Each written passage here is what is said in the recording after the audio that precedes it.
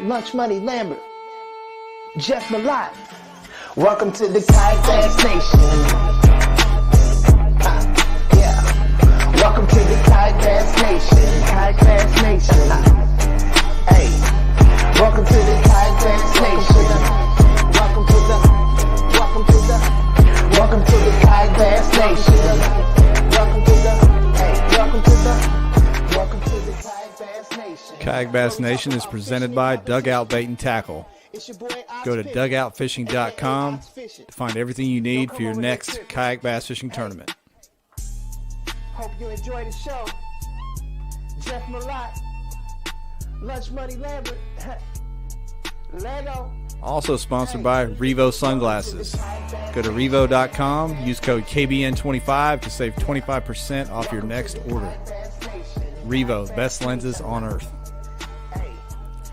Also sponsored by Western Sun Vodka. Go to westernsundistillery.com and use the bottle finder to find a bottle near you. Welcome to the Kayak Bass Nation.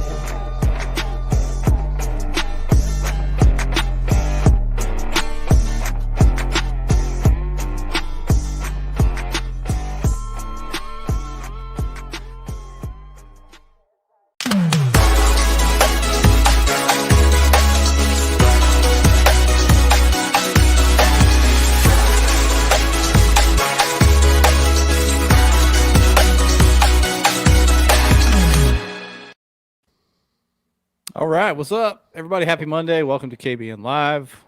Hope everybody had a great weekend.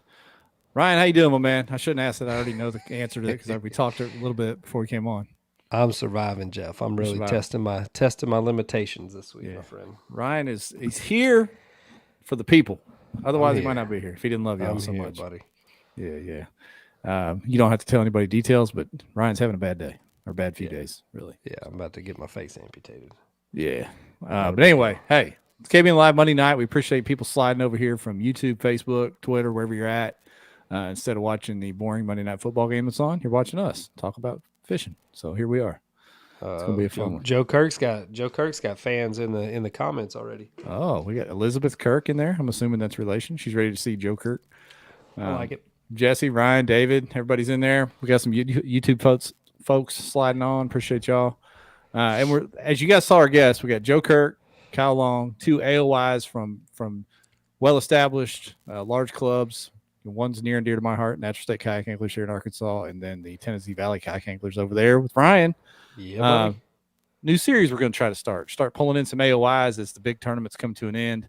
Give some of these regional and local AOYs some love because it's freaking hard to win those things, man. I don't care where you're at. It's hard to win those AOYs. I mean, we see it in our club. We haven't had one person win it twice in our club, and it seems like once you win AOY, you'll win the classic, and then you'll never win anything big again in our club. It's like a curse. Like you shoot your shot. Well, that's probably true. I won our local club AOY a few years ago, and here I am, just in a dry spell for years. Your theory's correct. But yeah, these guys can catch them, and there's a lot of guys. I don't know how much Joe travels. I know Kyle travels to some larger events, some, not as much as other people, just because he's in that phase of life with young kids and things like that. But a lot of these anglers that win AOYs could compete anywhere with anybody on any water. They just don't get out and do it. They don't have the time or the wherewithal to do it quite yet. So it's cool. It's going to be cool to get some of them on here. Our AOYs consisted of Terry or Brad Golden, arguably on which one won that one because they tied last year. Garrett Campbell, who's won or cash checks in a couple national trails. A kid named Jordan Marshall out of Murrayville, Tennessee. He was a former AOY. I mean, and myself. Like we've got some guys that get out and get after it. But it's one of the cool things about these local clubs is you got the hammers that fish these lakes every day, and then you got the ones that take the show on the road and kind of mix it up with the big competition too. Yeah, you guys are similar to Texas. You got some AOYs that do it on both the national and local level over there in Tennessee, Texas, same way. Arkansas could be the same. Like Dwayne Beatty's won our AOY a couple times, and every time he does get out on the national scene, he seems to place high. But Kyle G Money got a wall full of wall full of little local accreditations behind him. He fishes down there on the catalytic converter circuit down in Central Arkansas. That's where he's at. So people posting about TOC dropouts. So I may sneak into Whoa. this thing after all, man. Keep the hope alive. Yeah, we never know. What's up with that, I wonder. Is there always one or two every year? Usually I ain't something? gonna argue. Yeah, there's all. I mean, Josh Stewart. I think he got the final roll down spot the night before the TOC last year. Like he had to boogie on down there to make the captain's meeting. All right. Well, we'll get these guys in here in a minute. We always like to talk about the current events, if you will, before we get our guests in. And we couldn't not start with the biggest current event of the last week, which is Buddy, lead-filled walleye cheeks. Lead-filled walleye. How about that, man? I got that thing sent to me at least 50 times in the last 2 days. Like people that don't fish, people that don't know anything about tournament fishing, they are shocked that people cheat. I'm shocked that they caught them, to be honest. I think if you actually knew how often people cheat in kayak events, in bass boat events, like you see fish barrels and stuff all the time. When that water drops, you see exactly how much bull crap goes on out there. So I'm not super shocked. I am super shocked at the level that they went to, and that the dude was making that cocky ass YouTube video or whatever Instagram update on the water beforehand. That's pretty wild. Yeah. Wonder why this. I mean, there's been cheaters that, to me, just as egregious as these guys, but it didn't get the national pub. Is because there's video of them slicing those fish open and throwing weights in a bucket. Yeah, I definitely think that's part of it. I think that also, to these tournament directors that catch people doing shady stuff, burn them publicly. Look at the attention that it gets.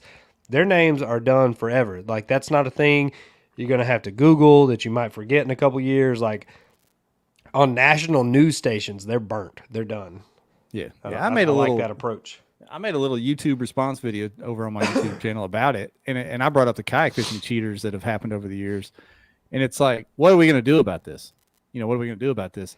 Is there going to be prosecuted? Like there was pictures of these guys with the police, but that wasn't there to arrest them. I think they were protecting them from getting beat up. I don't know if they've been arrested yet or if they're even going to get arrested. So, how does the hammer come down on some of these people legally? Like I don't even know what happened to some of these other guys on the kayak side that got caught cheating legally. The only part, I guess Kentucky old board cutter guy, he got some fines or had to pay back some things. I don't know if anybody knows what happened to Tail Cutter. I think he actually got some jail time out of that deal. Yeah, Tail Cutter. I never knew what happened to the East Coast cat that he was messing with the data itself, like the location data. Remember that guy out there in Maryland or something?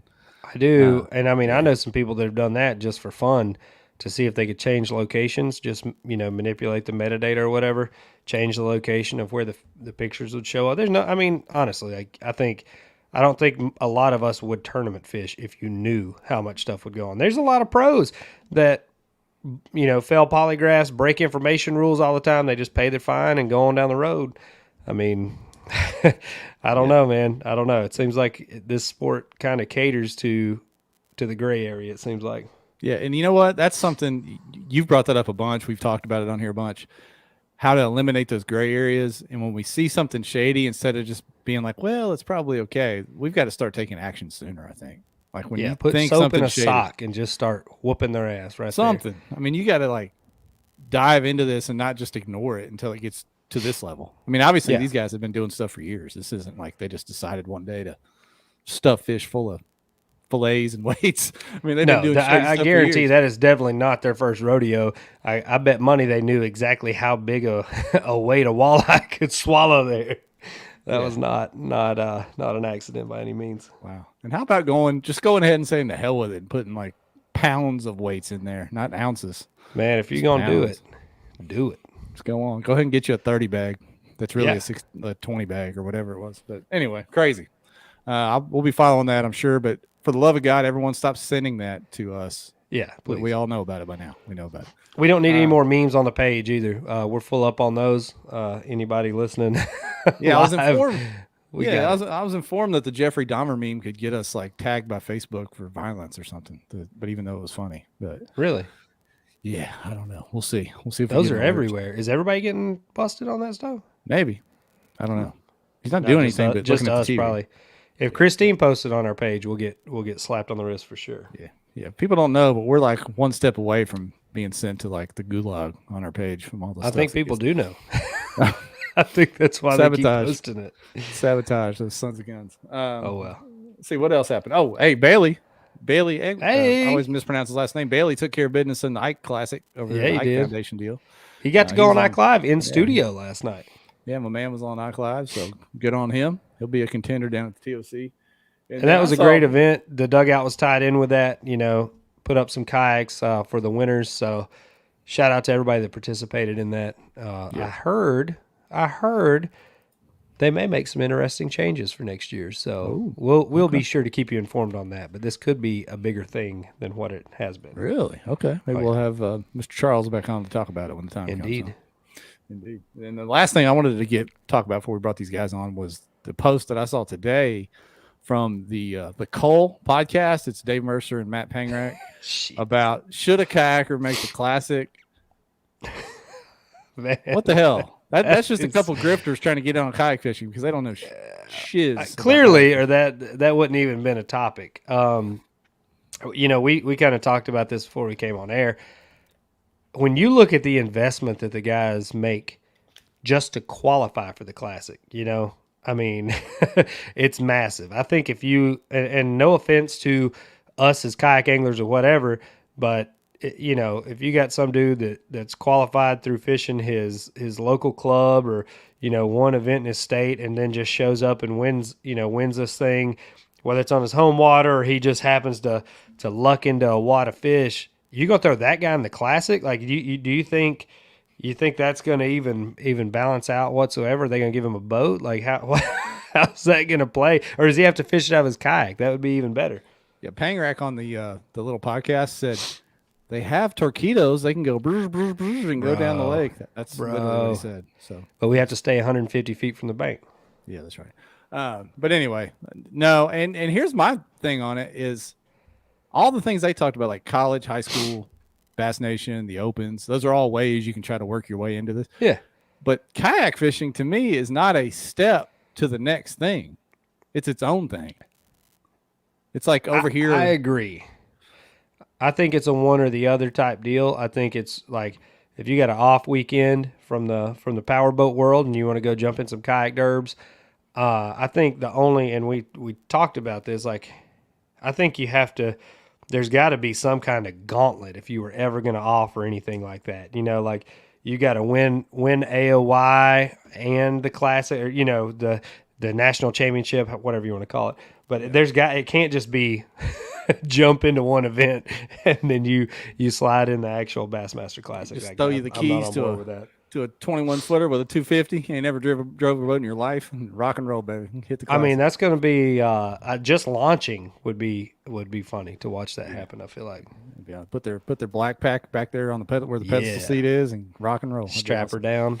Yeah. But have the rod sticking up. They don't even use the freaking rod tubes in the hull. Amen. That'd be slick. Be awesome. But yeah, that's it. We always want to talk about the sponsors before we bring on the guests. Of course, Ryan already mentioned Dugout. They sponsored the Ike Foundation Classic, and then they got anything going right now for the fall down there? Any special deals or anything? Man, we're moving boats. Come on and get you some. We're trying to move some boats. We got a lot of rods and reels stocked up. I was down there last Monday. We are fully stocked on the latest and greatest baits. Z-Man, Shimano, Rapala, they've all got all their new stuff out. So we are stocked up. Come on in and get in on that fall bite.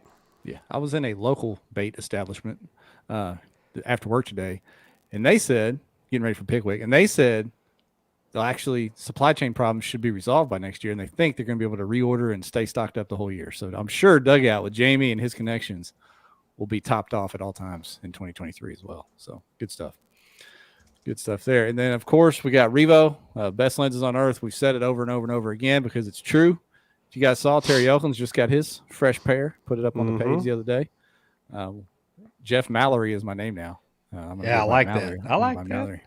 Yeah, and then Western Sun Vodka. We have to get Ryan some Western Sun Vodka to help with his mouth. I can't. I can't. I'm on antibiotics. I'm preserving my liver for next week. That's true. Okay. Yeah, sorry. But yeah, those are our sponsors. We appreciate them so much. And with that said, let's get these AOYs in here, man. They didn't grind all year to sit here in the green room. Look at us. Bam. There they are. Fell in right underneath where they should be. Tennessee and Arkansas. Bam, bam, right That's there. right. What's up, fellas? How are you? Fantastic. Thank y'all for joining us tonight. I think this is going to be a fun series talking to the AOYs from different clubs. And, of course, Ryan and I were playing a little bit of favorites, going with our own clubs first. Sure. Yeah. So, good stuff. I like your background there, Joe. State champion. You look like Woody from Around the Horn with that thing back there. Question mark. So it's special for the lamp. You won one state championship though, right? No. You're not He any said kind of no. state champion. All right, AOY then take that. Challenge Series state champion? Online? Anything? You fish Kentucky Lake a lot, Joe? Nope, never had before in my life. So Well, you're gonna hate it. I'll go ahead and tell you. Yeah. And then we got Kyle Long over there from my local club, the club I actually started back in the day. And he's now taking it to even greater heights. And now he's won the AOY there. So congrats, man. Thank you, sir. Appreciate it. It was a fun year. Yeah. And before we get into the fishing, what's wrong with your Sooners? Dude, they suck ass right now. I've never been more confused about a college football team. They went from looking like world beaters to looking like they couldn't compete in JV high school football. So When did they look like world beaters? I've missed all this. they win 10 or 11 games every year for the past couple decades. But Hey, we're about to put them in a conference, pal. They're gonna get that sorted out real quick. Oh Lord, recent. Yeah. We'll see. Yeah, if they keep playing like this, they're going to look like Tennessee has for the past decade. Or Arkansas right now. We're kind of You better tweet me right now. Better tweet me right now, big dog. Screenshot it. They're going to be terrible. Let's talk about something else. Yeah, for real. I mean, How much would you charge to come organize my garage? Me? Yeah, hell yeah. I'm impressed. Well, pan around there, this Kyle. is I know all it's this is all for show. I don't. That's actually a green screen. That's not even his garage. Yeah. No, this isn't my garage. No, I'm actually at somebody else's house. I'm at Jeff's house. Oh my gosh. Yeah. So which way we want to go, Ryan? We want to go Tennessee or Arkansas first? Since Tennessee's ranked higher, let's get Joe's story first. Oh, for sure. Yep. Yeah. Joe's actually an Alabama fan, so you probably don't even want to give him any credit this week. Hey, in the third quarter, you were sweating, Joe. Don't even act like it. I was, yeah. And 2 minutes later, it was 49-20, so there was no big deal. But, yeah. Sometimes you got to switch QBs, keep it fresh. Yeah, man. Yeah. So first, I mean, I know Ryan's told us about Tennessee Valley a few times, but tell us a little bit about your club and your background of getting into that club before we get into your season. Well, the club, really, I joined it's been about 2 years now. And I really didn't know what I was getting myself into. I wanted to fish, and I love kayak fishing. And it's full of hammers. I mean, you don't realize it when you compare it to like a boat tournament. But the fact that you can have guys go out on Watts Bar and Gunnersville and just pull out 20-plus inch fish religiously is just insane. And so having to look at the lake in a different perspective, figure out how to go from catching a 15-inch fish to a 20-inch fish is insane. I mean, and Ryan can vouch for that too. I mean, it's you got Terry, you got Brad, Daniel, Ryan himself. I mean, there's a whole list of people. Used to, buddy. Used to be in there. And of course, Steve will sneak up on you real quick. But If they'll bite that underspin a little bit harder, Steve-O going to win them all. Yeah. So Joe came from the bass boat world. Joe fishes and still does. Joe fishes a lot of bass boat tournaments. So I think that's probably one of the bigger things that, I mean, obviously he has knowledge of the lakes, but shifting kind of his focus and how much water he covers. Was it the Gunnersville tournament last year when you started with us, when you just came out and wrecked them? No, it was actually the Saudi, Sail Creek, and Possum Creek. And that was my first one, and it was a complete virtual tournament. I mean, I've fished out of a kayak ever since I was a kid, really, but it had no meaning to it. Just going out and fishing.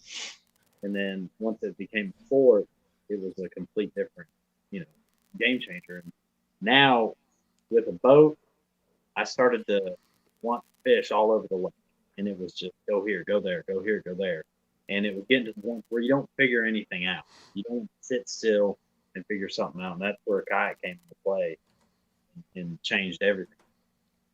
And I've never fished the Gunnersville tournament. That was actually the first time I've ever been on Gunnersville, and fell in love with it because you find a spot like that. And I think between me and two of my buddies, we caught our best 5 went over 35 pounds.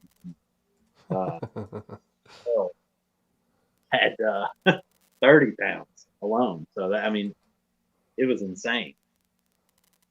And after that, I was hooked. I was absolutely hooked. Kyle, let's shift over to you, man. Moderators muted here, Jeff. I'm sorry.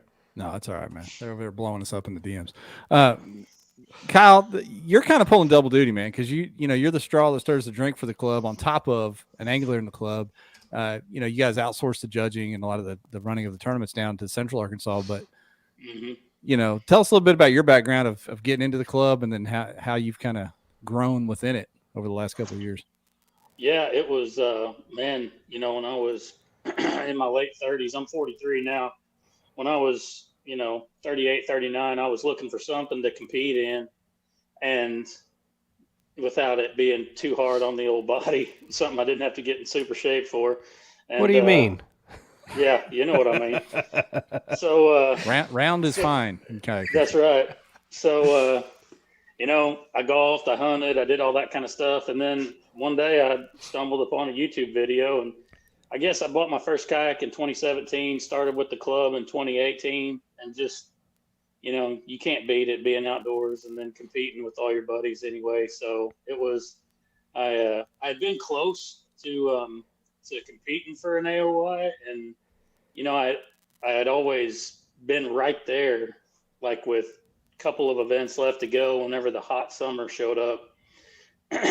And I was never able to really capitalize on anything whenever it got hot. And then we've had classics, and I've always sucked in the classics.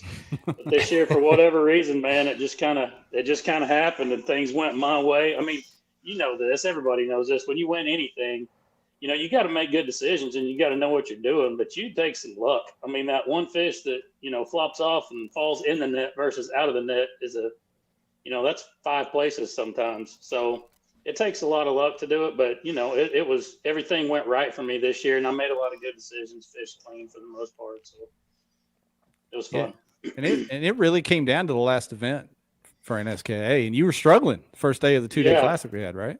I was. So I had the AOY lead. I didn't do very good the first couple of events. We do your best 6 out of 8 events. And for the club in the first 2 events, I got like 10th and 15th. We had 77 members this year. So I got 10th and 15th, which wasn't horrible, but it wasn't what I needed. And then it was like I kind of reeled off a 1st and a 4th and a 3rd or something like that. And so I got up there and I was fine until you start dropping events. And then old Dwayne Beatty kind of reared his ugly head, and it is ugly. And he showed up. Yep. And he showed up, and he actually jumped me in the last, even though I was doing fine, he jumped me and had a 3-spot lead on, or I needed to beat him by 3 places in our end of the season classic for me to beat him. So I knew I was going to have to finish top 2 or 3 and hope that he got 5th or 6th or 7th or something. So anyway, day one, I had 0 fish at 10 o'clock and 1 fish at 1 o'clock. And I knew that I was unlikely to be in this position often again. So I was like, man, I got to do something. So I moved, pedaled a couple miles to a new spot, just looking for anything different, found a little stretch, caught 5 in the last 90 minutes. That was day 1. And then day 2, had to just go out there and catch a limit, and made it happen early on day 2. Took some of the pressure off. Caught a big one about 1 o'clock on day 2. So it was, at that point though, I didn't know for sure, but I had a pretty good idea that might be able to do it, because he didn't have a very good day 1. So it was, Did you talk any trash to him at all? You know what? I didn't, because Oh, I hated that it turned out like this, but that dude forgets how old he is sometimes.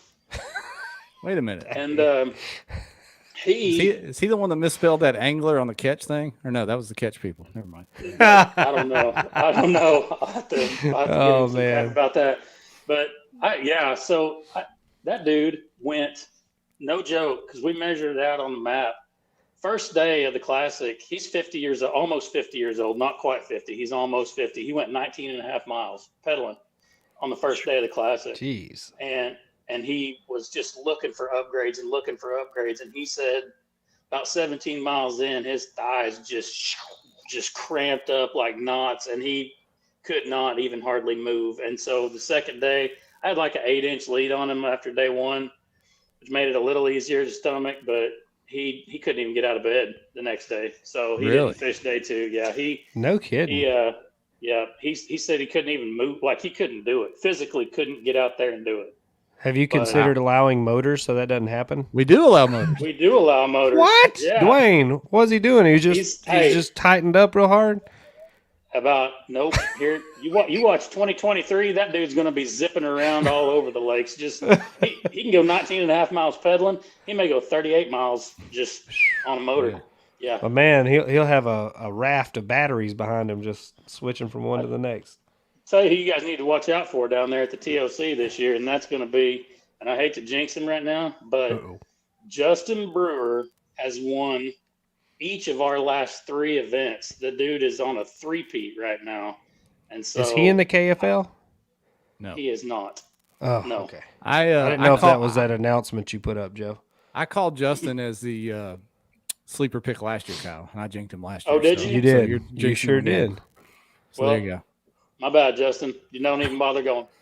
Nah, If you want that's to go in his ahead and drop wheelhouse. out, Justin, I need like 2 more people to jump in line here. That's in his wheelhouse, though. Shallow power fishing. He's Yes, it is. Yes, it is. I wonder what the average age for a kayak angler is. You got me thinking, Kyle, with all the old people y'all got in y'all's club. Yeah. What do I? Dude, I was standing we had a dinner after the Classic was over, and on Tuesday, and we had it catered. My brother-in-law is one of our sponsors, and he owns a Shogun. And so he was our Classic sponsor, and we had sushi rolls and chicken fried rice and all kinds of stuff. And it was, they did a really nice job, and the top 25 was there. And I was standing around talking to some people, and I was like, and how old are you? And it was like 26, 28, 21, 20 even. It's like, what the hell? I'm old enough to be y'all's dad. I thought we were peers, but I'm like, that's how I feel that's for not every it. event I go to, Kyle. That's how I feel. every yeah, I know. I can imagine. Yeah. So Joe, we heard Kyle talk about how his deal came down to the last minute. Did you have it in the bag, or did yours come down to the last event as well? It was kind of, I mean, if I didn't, If it was in the bag, just say it. It doesn't matter if Lambert's on here. Just say it. No, it wasn't in the bag for sure. It wasn't me that was a threat, but it was not in the bag at the last event. He had a mark. it was close. I mean, it was good all the way until about the last 2 tournaments. I really kicked it in gear around March. I wasn't really planning. I wanted to go more national this year, but it just didn't work out that well. I can't wait till you get that under your belt. That's what I want to see. I want to see Joe Kirk on the national stage. I want to go for it. This year was not it, and then I had only one thing left, and that was get the Angler of the Year. So I went for it, and I did. I mean, I looked every tournament. I was like, holy crap, I'm still leading. I still have a chance. Yeah, it was fun. I mean, especially getting that and figuring out the smallmouth is a big thing, especially in the kayak world. Yeah, I'm glad you did that. That's great for you. But no, the smallmouth. I mean, really, it's awesome for Ryan Fine. And yeah, I like it when they ain't nobody else in eyesight. That's my favorite way to catch them. Dumb luck. I was catching them in a similar area on a different lake and in a boat tournament, and just I wanted to go up, fish it, try it, and it worked. And, yeah, it did. Had Joe and Jesse up there. If that ain't gonna ruin your day, pull up to the boat ramp with Joe and Jesse Halverson. I'm saying Jesse was pretty mad too because he went by me. He said, "Did you just catch something?" And I was like, "Yeah, it was a catfish." He kept on going by. I just kept catching them. And then Lambert rode by and I put a 17 up on the board and just threw it back. He goes, "You're lying." There's nothing more demoralizing than that. When you're over there grinding for fish and you got a fellow competitor you know is just tossing 17s like they're garbage. I was losing. I mean, it's not like I was not near fish. I was losing fish in front of Joe and Jesse, just dog cussing, throwing. I mean, that's how the whole year went, but it ain't like they weren't there. We just had different approaches. And heard him drop the F-bomb. I mean, there it is. I mean, I think Ryan cusses his fish out whether he lands them or not. Oh yeah, for sure. You're getting an earful when you get in my boat. That's right. Mouth, I think we're the biggest play, and especially, I guess you call them the fairy wand. That made a huge difference, especially with a net jig. Kind of that to my liking, and everywhere I went. I mean, Gunnersville in the grass, fishing it, submerged grass, steel grass. Here, fishing laydowns and stuff. I think just a smaller presentation this year has made a huge difference, and that's really what helped me the most with getting those bigger. Now Kyle, I want you to kind of respond to what he's saying about downsizing over there on those legendary fisheries. I mean, they're over there fishing Gunnersville and Chick and all those lakes, and we got Beaver Lake and a little sliver of Table Rock, and then whatever else you can piece together for a schedule. Right. But if I think I know what your go-to bait was, you didn't downsize to a Ned rig, did you, for the most part, to catch those fish this year? Me? Yeah. No, dude. I throw spinner bait on straight braid. Yes. In gin clear water. I'm telling you. I mean, hey, if you guys would like to see me do that, you can feel free to go to Kyle on Fishing on YouTube. Yeah. Oh, shameless plug. Shameless plug. I need 5 more subscribers to get up to 700, baby. 700 whole subscribers. You'll get at least 3 from this. So. If you buy a Jackson Nar and put a video out every day, I hear that'll get you up there quick. There we go. Dude, I don't know what it was. I don't know. I throw a spinnerbait a lot and top water a lot. I don't slow down much. I will say day 2, I just stumbled right upon a brush pile that was full of like some 13 and 14 inch spotted bass, and I threw a shaky head in there and caught enough to catch a limit, which I know that sounds foolish to you, Chickamauga guys and TVKA guys. I've done it way more than I probably should have. That sounds sensible, actually. A 14 inch spotted bass on Beaver Lake in September. It is, that's a hammer. It's worth having for sure. So, what's the premise behind the braid and the spinnerbait? Whenever I really didn't know anything. I mean, nothing, I didn't know what I was doing. I understand already. I just was like, man, you know what? Why would I? I'll tell you what it was. I broke one off, and it was a big one with like some fluorocarbon. Actually, back then, I think I even threw the stretchy, stretchy stuff. Stretchy stuff. I'm too old to even big think game. of monofilament. Berkeley big game. Yeah, just any kind of monofilament. But then I kind of switched and I broke one off, and I was like, "Screw this, dude! I'm just going straight." It'll never happen again. It'll never happen Extra again. Heavy straight braid. I throw 65-pound braid, so it doesn't even. I don't even have to mess with it in my reels. And I'm telling you, dude, I've got 5 or 6 big bass plaques up here, and one big trophy from an All-American that won me about $2,500. Throwing straight braid on a 1/2 ounce accent spinnerbait. What? And in gin clear water, as long as there's some kind of a mud line from wake boats or some waves or something. Yep. That's some. I agree on moving baits. It's probably not that big of a deal, but like fishing around wood and stuff, I've had braid it just cuts into that wood. That makes me real nervous. Well, I don't know. It's mostly rock here. I mean, I catch it around a little bit of wood, but yeah, it's I don't know why I did that. I just did it because I was pissed off because I broke off and I did it and caught a fish, and I was like, well, if it didn't matter to them, it didn't matter to me, and here we are 3 or 4 years later, still doing it. I will say though, it does break your spinner baits in two if you hang them up and really crank on them. So you gotta change spinner baits about once every other event. I was telling Steve this, and he didn't believe me, but he'll probably hate me for saying it. But we were fishing here and Gunnersville, and I was frog.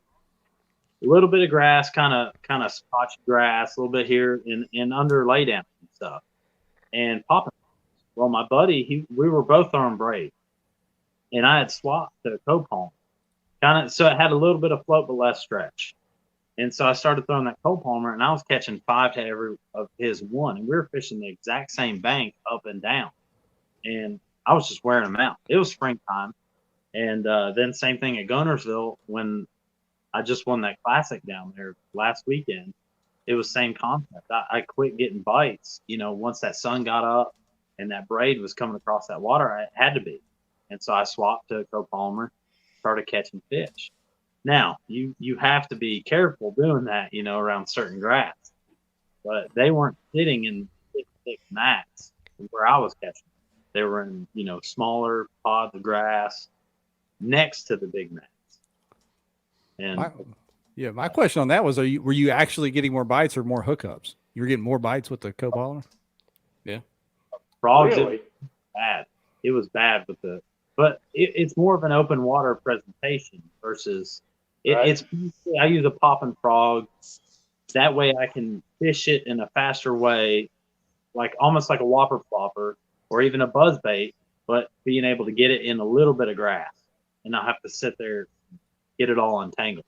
And it made a huge difference. And of course, you're fishing on Gunnersville, no matter where you go, you're going to be around a ton of boats.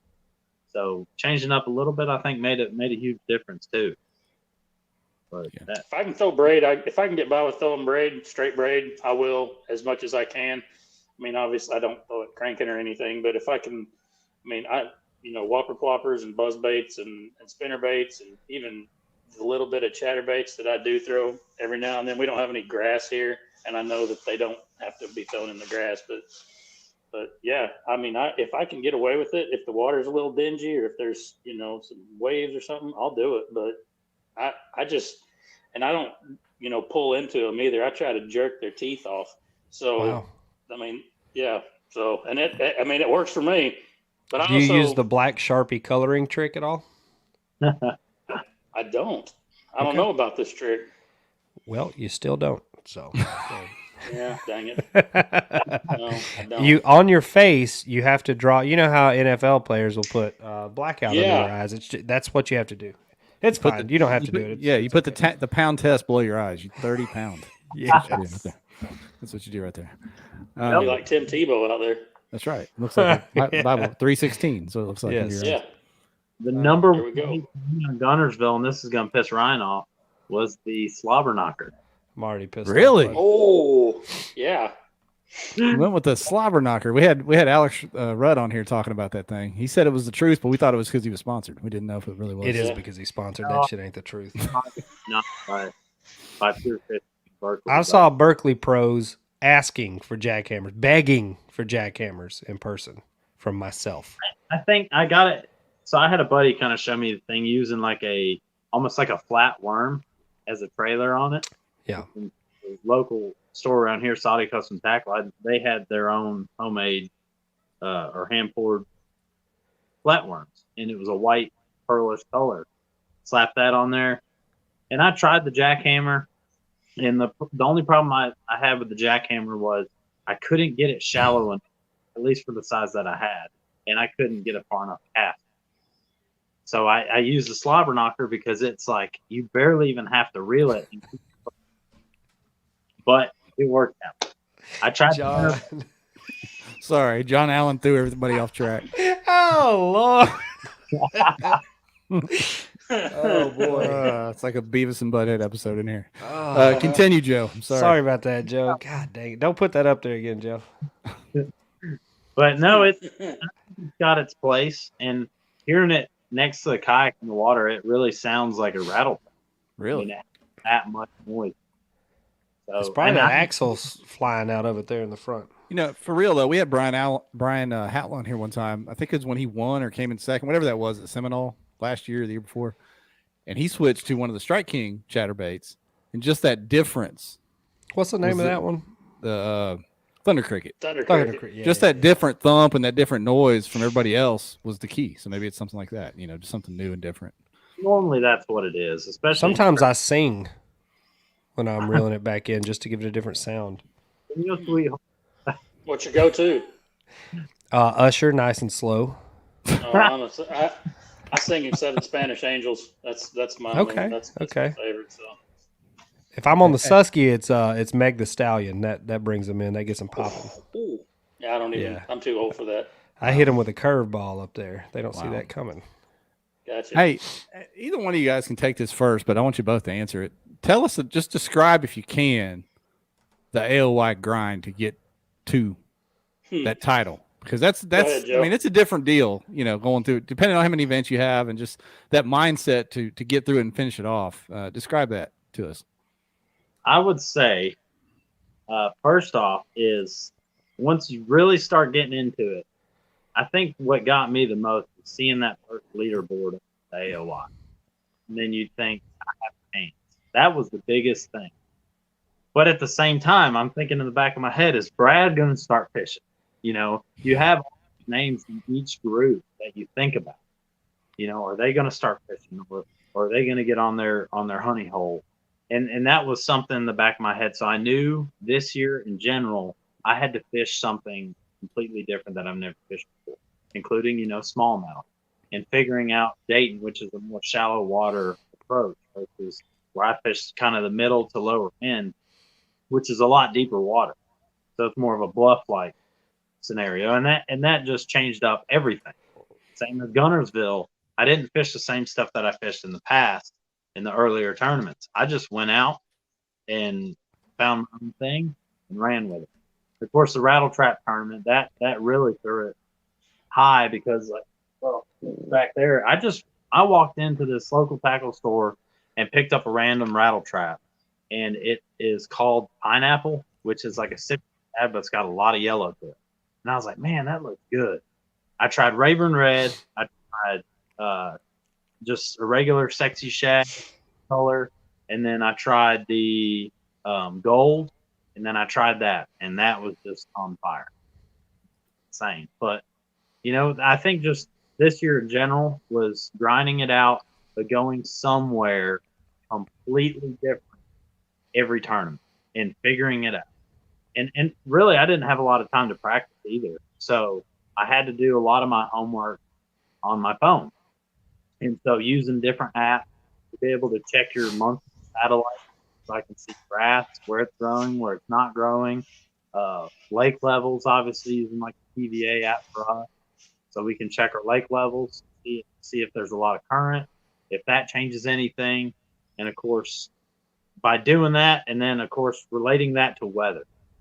And I've been trying to do that because I haven't been able to practice, do everything on my phone. That way, by the time I go, I have a game. Especially even YouTube, and this goes for a lot of people out there that are getting into it, of course, getting on YouTube and just watching videos that are close to your time of when you're planning on going. Even whether it be last year, 2 years ago, even up to 8 years ago.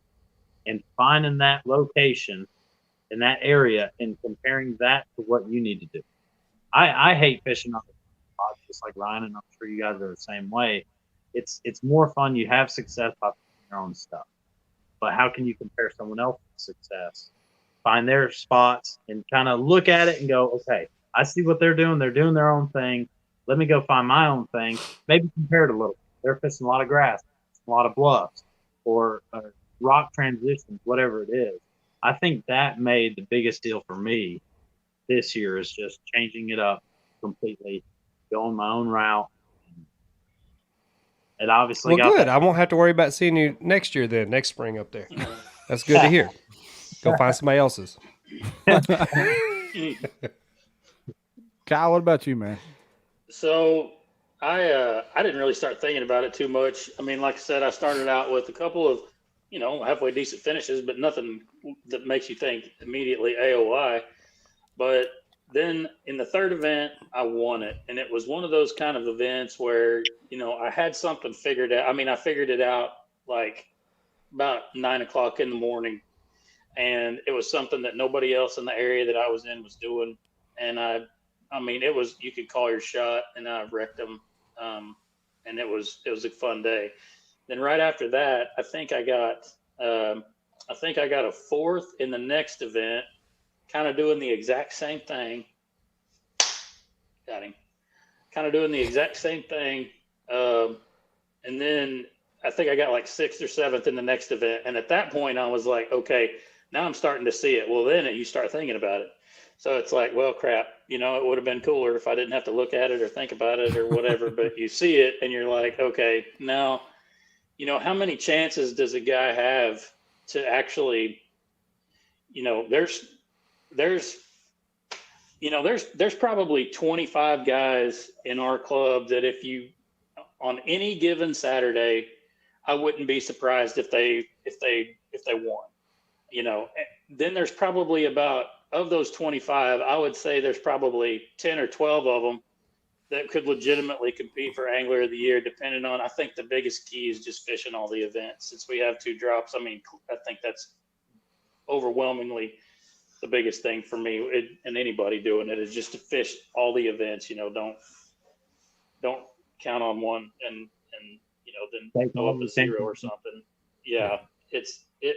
So, but then I had the time of the year that had been my struggle. And I think really, like you said, I hate pre-fishing, terrible at pre-fishing. I don't like pre-fishing.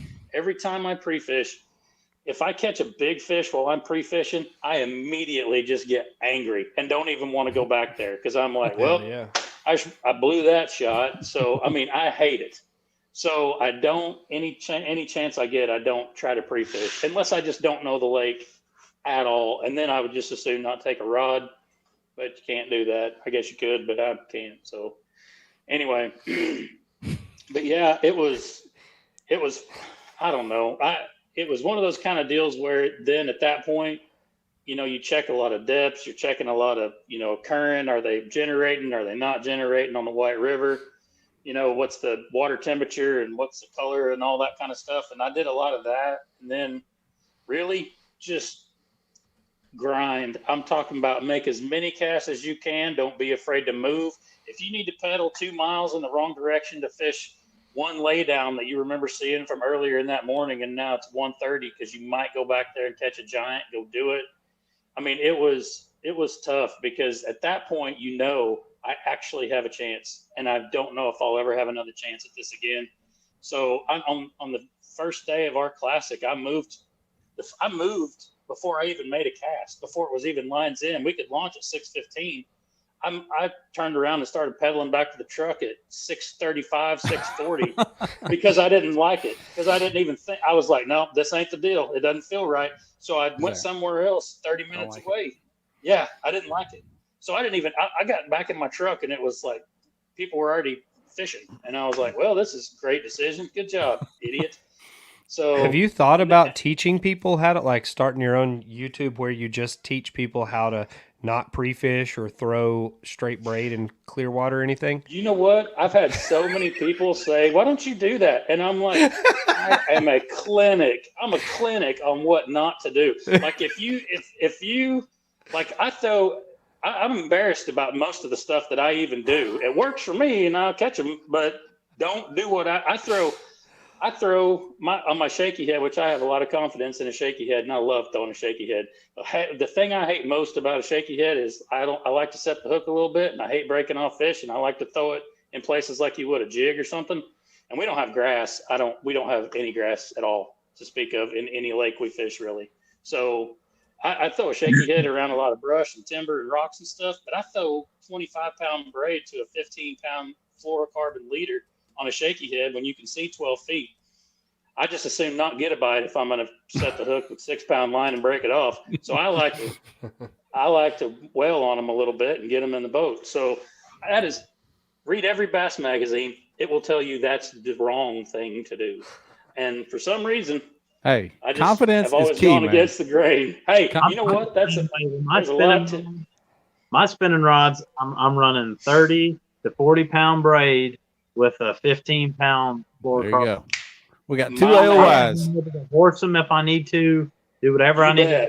to do.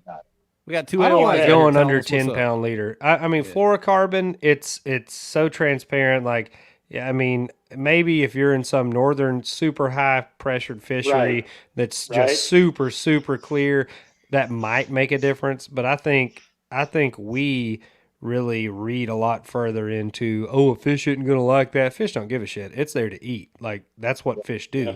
They're there to eat bait. So I don't think, I've heard it that's messes going with to turn them the, off.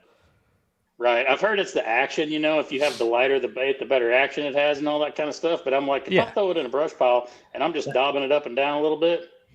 So jerk baits and crankbaits are where you'll really see that kind of stuff. Like, I think if you're dragging the bottom or you're throwing like a moving bait or whatever, like that kind of stuff, I don't think you're going to see that big of an effect. But you can definitely tell how deep your crankbait will dive or whatever if you go with a heavier line. 10 pound. I do on my square bill rod. I throw 10-pound fluorocarbon, and that's about. I like that. And then I have another one that's a medium heavy that I crank with, and it's got 12, I think, on it. But I on like leaders and stuff. Hell, I just like to get it something big, like a rope. Levi said in the comments, every northern guy just threw up a little bit. And you know what? I know they think, up north, clear water, but where Kyle fishes, and I'm sure some of where you fish, Joe, it's still clear, deep water and all that same stuff. So it's not like you're fishing mud holes, right? 100%. And too, like I know a guy that goes up to Lake St. Clair, a lot, in St. Clair, and he catches them like crazy, but he uses white braid. He uses a heavy leader. It doesn't make a difference. Those smallmouth are schooling. It's a big version of a bluegill. I mean, those things are so aggressive. You get around them, and I've heard this from an old guy too. You get around smallmouth. It doesn't matter where you are, Tennessee River, anywhere, you'll catch them. And I fish a lot up in Michigan too, and that's the same way as the smallmouth up there. It's just you get in front of their face, they are going to bite. You just have to figure out where they are. Yep. Hard part. Hey, Elizabeth says you're from up north. Where are you from originally? Waukesha, Wisconsin. Okay. All right. If you said Michigan, I was about to boot you out of here if you was a Wolverines guy. So, Hey, I've got a question for the TVKA guys. On your guys' trail, how far do you guys travel to get to an event? Like a normal trail event, how like mileage wise, hour wise, how far do you guys go? 15 minutes. Yeah, I mean,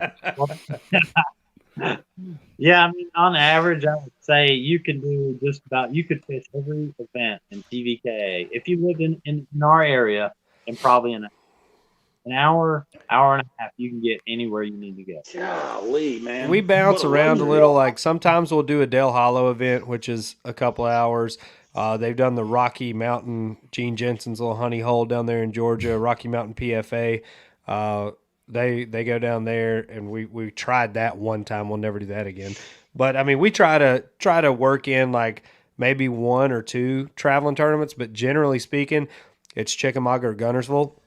And we'll try to break it up to like the north end of the lake, south end of the lake. That way somebody can't just fish their juice all the time.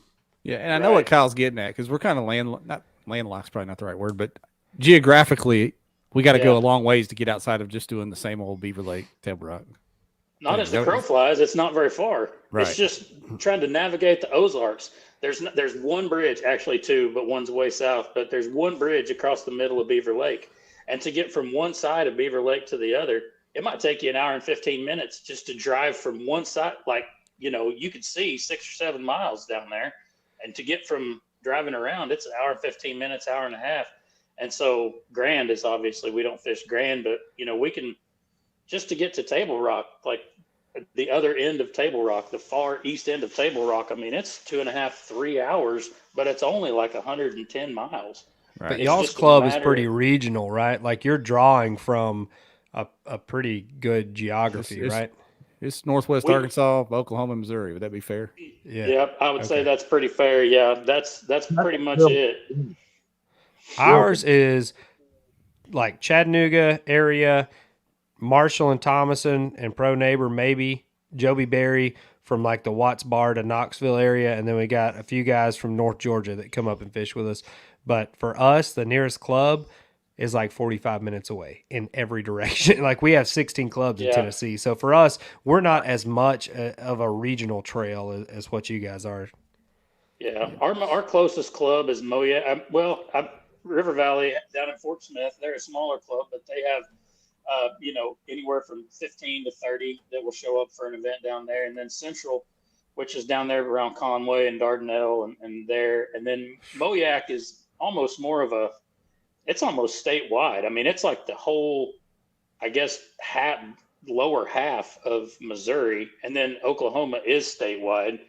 But it's kind of geographically, I feel like that there's places that we, because there's a lot that's the schedule kind of gets, I don't want to say vanilla, but there's only so many places that people are willing to travel on a June morning when you have to have lines in at 5:45. Yeah. If you got to get up at 2:45 just to get there, there's not very many people I live in a that different do that. time zone, and Steve-O likes to have first cast at like 4 a.m. Like we got to build fires on the bank so you can Yes. see where you're casting at. It's crazy. Yep. Use that. You Yep. still use that fluorescent strand monofilament? Yeah, hell yeah. Joe got to hold the spotlight. We take turns casting. Yeah, stretchy stuff. You're sitting there Hey. talking on the phone like, Hey. this is ridiculous. I see Like- both Allen brothers. Both Allen brothers are in the comments, and there's a comment from YouTube for them. Let me throw it up here real quick. Oh boy. So stop watching the stream and find love from 69mega.com. Hey, whoa. There you go. Are we Allen. monetized Yes. yet? Is that why that follower's on there? Jeez, I don't know what's going on over there. That's insane. Wow. Wow. Yeah. Wow is right. But yeah, good stuff, man. Unbelievable that you guys, made it through the grind, got your AOYs, in the books. We don't want to keep going too long tonight. Ryan, you got anything else for them before we wrap things up tonight? No, congrats, man. I mean, obviously, Joe, I know how competitive our club is. Huge accomplishment. It's a huge curse. I'm glad you got it. Kyle. I'm going to try to do it 2 in a row. No, I really want to do, I want to try to go national this year.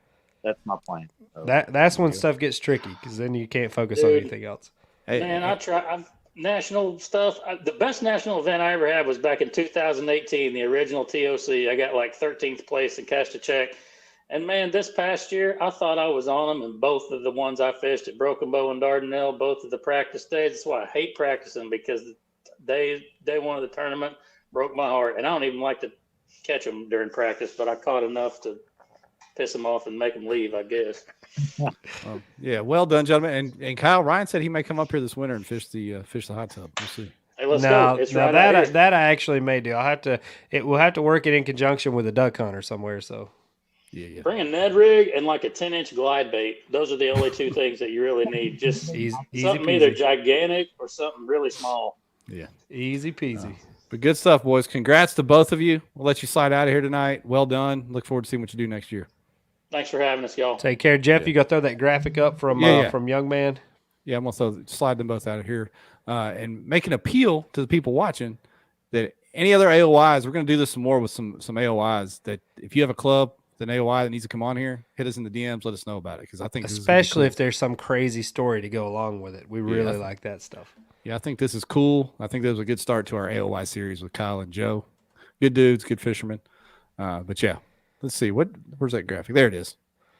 All right, tell us a little bit about that. Young Jackson Orr, he's been doing this kind of charity community outreach tournament. This is his 5th year. KBN, we sponsored it last year. I'm probably going to hit you up for that again this year, Jeff. Yes, sir.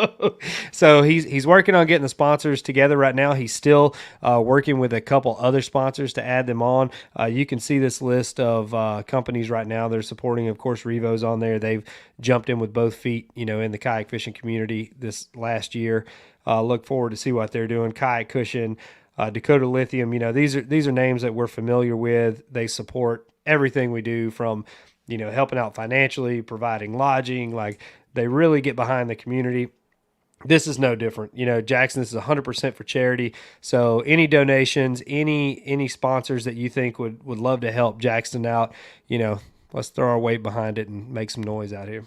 There we go. That kid has done, the first time he jumped in doing that, it was a success, and it keeps getting better and better. So hats off to him, man. One of the good ones. Yeah, buddy. One of the good ones. What a good show, man. What'd you think of the AOY? I like it. Idea? I like It's it. gonna be good. I mean, I I know- like hearing different stuff because that shit Kyle was talking about, I never would have thought of in a million years. So it's Kyle's a good dude. And good to for hear real- how other people do it, completely opposite of what I would probably try to do.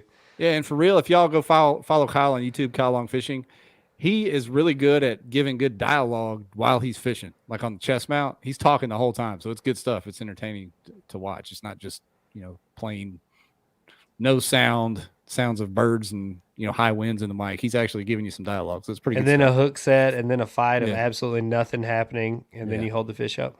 Yeah. Kyle, Those that's are my good, favorite good, ones. Good channel over there, so give him a follow. So yeah, we'll get some more AOYs on here. I know people were expecting the new bass leader. We've been pumping it for 2 weeks, but official contracts and business got in the way once again, didn't it? But maybe next week. Maybe next week. Now, we're going to go down to Pickwick, obviously, this weekend. Jeff's actually coming in town to another national event. I'm going to see him back to back. It's going to be crazy. We're hoping to learn a lot more about what bass is going. We have some of the representatives that are going to be in town. We want to sit down and talk with them, give them some unsolicited feedback that they may not want to hear. And, hopefully we can steer this thing in the right direction because, again, I think if they use the branding and the reach that they have, that could be huge for us, not quite to get to the classic, but I think it could be huge for us as a sport, just getting a lot more eyes, a lot more name recognition out there. Yeah. They've got the platform, the juice to really blow the top off this thing if they'll do it right. And I think they're going to, if things fall like it looks like they're going to fall when we get the leader on here, whenever it may be, next week or the week after, whatever. But Amen. yeah, good stuff. Pickwick week, man. I'll see you there. I hope. Cross your Until fingers. then, heal up soon, my friend. Later.